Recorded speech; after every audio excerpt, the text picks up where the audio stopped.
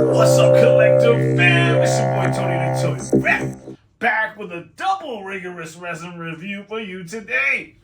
With a new manufacturer that we have never touched on before. Today it's ThinkGeek, which is now owned by our friends at GameStop. So let's take a look at not one, but two different statues, both inspired by the artwork of Jim Lee, everybody's favorite artist, Batman's Catwoman and Joker, 1/9 scale. Let's get it. All right, collective. Bam! Your boy Tony the Toy Rat is back with another rigorous resin for you review for new PVC pre-used or previewed. Now these two are both pre-used, and I think it's really important, really, to touch on for 1 second the necessity of the secondary market. Sometimes we miss our opportunities as collectors to pick up things that could complete a collection, or we want to start a collection and they're no longer available. The secondary market is our way to get there. So I made a new friend this past weekend. Shout out to Zoe Moore, who brought me both of these ThinkGeek 1/9 scale Jim Lee inspired PVC statues. They're DC collectibles. One is the Joker, one is Catwoman, and with no further ado, we're going to crack open this here Catwoman. So, if you guys hadn't seen it yet, this is the ThinkGeek. For you guys who are not familiar, because until recently I was not familiar, and by recently I mean right after I purchased these, right? ThinkGeek was a separate company, but in case you want to yell at somebody, it's now owned by our friends at GameStop. So that being said, with no further ado, I'm ready to crack open the Catwoman. So I don't think I'm going to need my handy dandy scalpel tool since this has been previously opened. Alright, we're just going to crack her out of this sort of nondescripto box here. Ta-da, nothing inside the box. And you know how we do, guys. We're more of a friend to Mother Earth than we are to box keeping. Plus, I don't plan on getting rid of my collection anytime soon, so we need to do what's responsible, and that's recycle. Okay. Alright, guys. This is one of those little suction cup doohickeys. Doohickeys? Doohickeys. Whoops. Whoop. Okay. So it looks like this comes in two pieces here. This is not one of the pieces. This is another piece of plastic. And what do we do with plastic? I just got through telling you. Recycle! Be responsible. Okay, cool. Ooh. Okay. At first glance, I like what I see. Looks like she's got a single peg here, which I am going to set into her base, which has a single peg hole. Yep, you can see on the back here, manufactured by GeekNet. It says GameStop all over it. It is a GameStop exclusive, so I gather that's the only place you're going to be able to find it.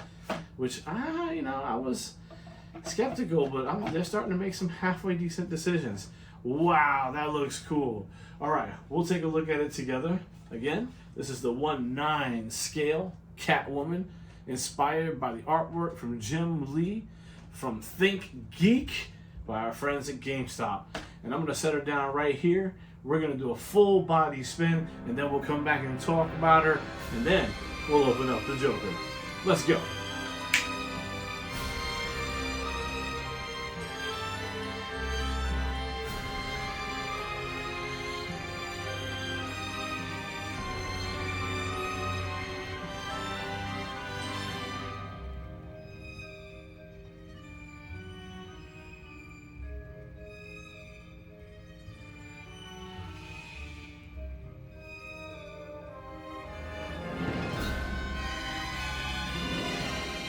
Alright guys, we've had a full body spin and now we're back and we're going to have a conversation about our friends over at ThinkGeek and what they did with this particular statue.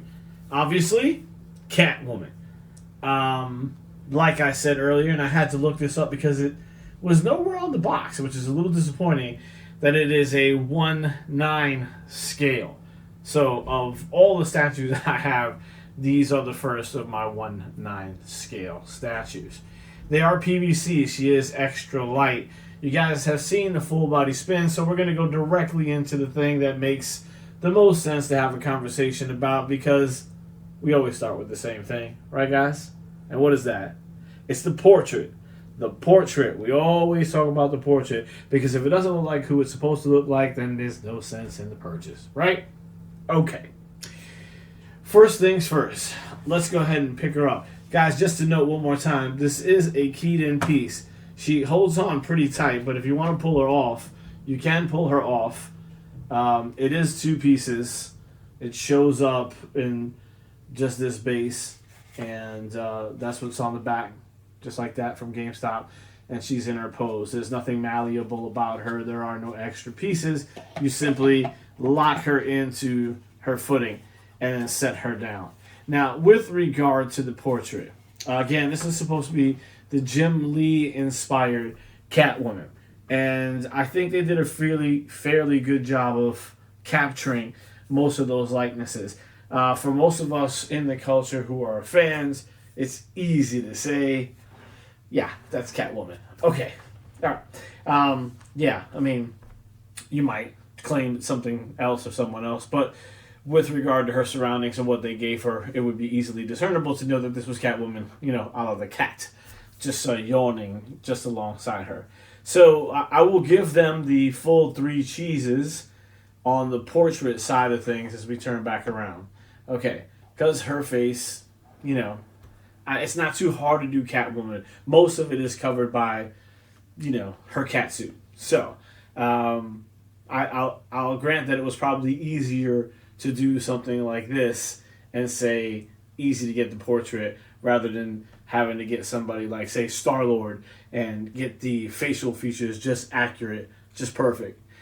So that being said, still 3 cheeses on the portrait. What do we go after the portrait? Well, costuming. And here again, costuming, I'm going to say they nailed it. They nailed it. Costuming is 3 cheesers. Okay. I take that back. I'm only going to give them 2 cheesers on this, and why? Because I think there might be a missed opportunity here. Now, I look at this belt that is around her back, and she's basically got it wrapped all around her waist like it's a belt. I'm making an assumption. There's no way for me to know for sure, but I am making an assumption that that's the whip. That's her, whip. As cool as it looks on her here, my preference would have been, especially since there's nothing else in her diorama set, my preference would be for her to be holding that whip, and maybe in sort of a whip-like fashion, that motion that would really set this particular statue off. So, okay. She's going to get a 3 for her. I'm sorry, she's going to get a 2 for her costuming. I'm only pulling 1 away because I feel like we had a missed opportunity for the whip tail, which I do believe is represented by this rope belt that she's wearing around her waist at this juncture. So I said, okay. The next is dynamic pose. Guys, is this dynamic or is this museum quality? Does it look like she's posing for a picture or she's actionable at this point? Now, I think you can argue it both ways. I mean, clearly there's emotion here. But let's take a look at the value set of what's around her. They didn't give us much, but they have this. I'm not sure what she's stepping up onto because her foot is outside of that circle. So if it's on a rooftop somewhere, I couldn't tell you. It's not a grate on a street. It appears to be some sort of, I don't know, it could be some kind of portal, some mystical thing. I don't know. That is neither here nor there. We're talking about the dynamic pose, and the dynamic pose on this one is, I'm going to give it just a 2. And only because there is a possibility that she could be in preparation to grab the front of whatever this is and leap forward, and that's her motion. She could be just settling back, which I think is possible because of the way the cat is acting here. That cat looks like it's almost tired. It's yawning. It's just kind of, sorry for that, just kind of yawning in the background. So, I'm just not sure, guys. it was nice enough for me to want it, right, in a collection set. So don't let me smack it down that much. But my job is to give you truth in reviews. So I bought it. Doesn't mean you need to. Again, there's a couple of things already working against it. For me, it's a 1/9 scale. But I let that go. Where I'm really having a problem is in the fourth and final aspect of what we always look into, and that is the diorama portion of it. What did they give us on this diorama to tell a story, right?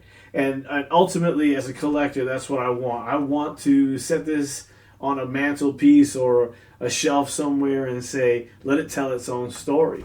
And what is this story telling you?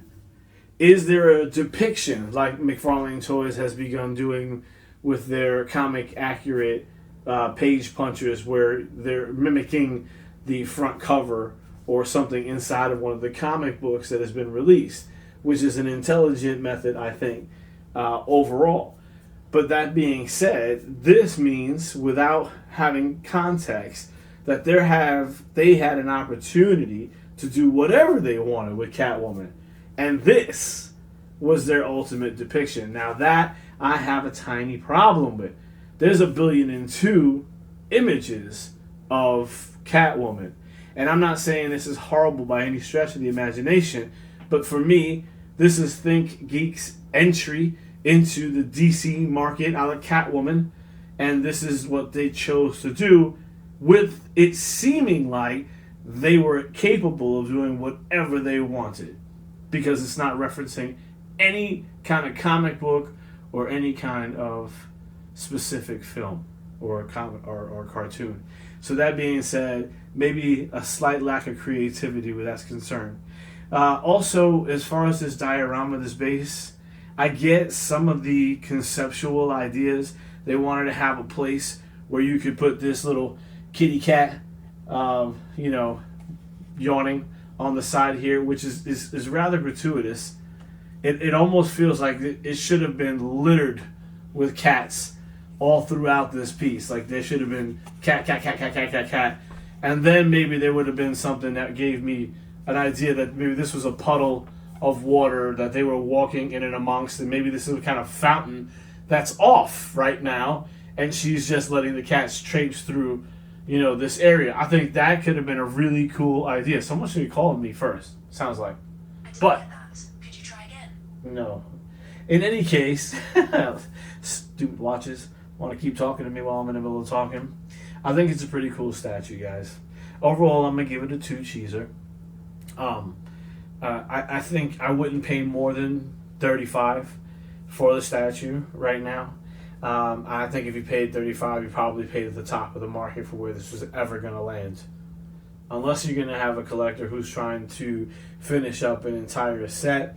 This particular one if you're a Catwoman fan and you're looking for the next great piece, I might suggest you keep looking for some of the other brands who might have a better handle on how to best display a Catwoman piece. And we'll leave it at that. So 2 cheeses for me all the way around on my first of the ThinkGeek DC Jim Lee inspired statues at the 1/9 scale. Next up, we're going to Joker. So, with no further ado, let's put him on the chopping block. Let's go!